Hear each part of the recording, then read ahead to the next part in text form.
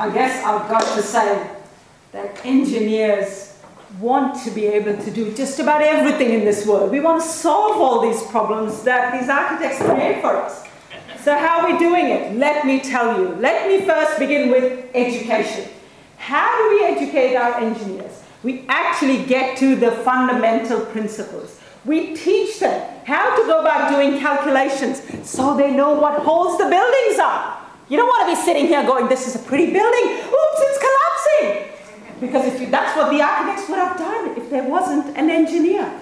So there is a reason why we learn how to do calculations.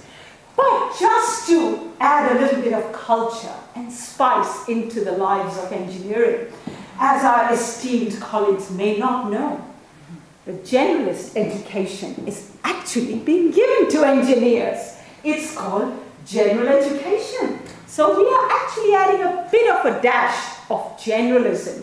So engineers can actually have this culture and life and all of this other fluffy stuff that these architects claim is required as part of life to make life interesting. Well, let me tell you, not only do they do all the good stuff because they're being taught the general education and they can do the fluffy stuff, but let me tell you, they also know a little bit about how to make green, sustainable economy work in the future.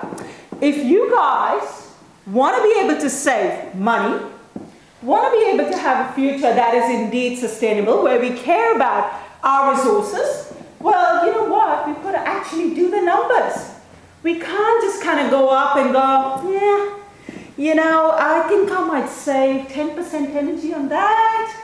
Oh, no, go with that device because you may save 20% energy on that. No, my dear good friends. We actually want to be able to do a precise estimate, because if I'm going to buy a solar thermal, or if I'm going to buy PV or whatever energy saving devices, I want to be able to know what this is going to cost me up front. Am I actually going to see savings? So what engineers can deliver are savings. Not only from a resource efficiency point of view, we can save energy, we can save water, materials, all of these good things, but we can actually then make it work economically.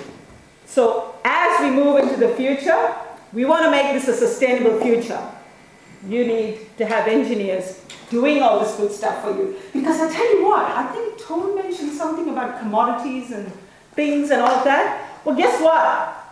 They actually use materials without realizing whether these things can actually be recycled at the end of its life. They don't care about that. Well, they don't care because they actually don't know. They actually don't know if materials can be recycled or not at the end of its life. They just kind of go, well, gee, that looks pretty, doesn't it? Yeah, and of course we'll paint it, you know. What engineers can tell you is what kind of materials do you need to use for a particular application, so you can in fact save on energy. Engineers can tell you how you can save on the operating cost, the whole of life of materials, the whole future can be designed by engineers because we understand not just the numbers. And of course we're being taught a little bit about the beauty and how things look. I do take it architects know a little bit of that, but I have to say to my esteemed colleagues that architects know very little, as they did say, something like that, Adam said. They know little about something. Okay, so maybe they know very little about some of the old stuff, you know, the colors and whatever. But let me tell you, they actually know very little about how to design for a sustainable future. Because as I just said to you, they don't know much about all these numbers and all the stuff that one needs to make things tick from an environmental point of view and from an economic point of view. So there you go.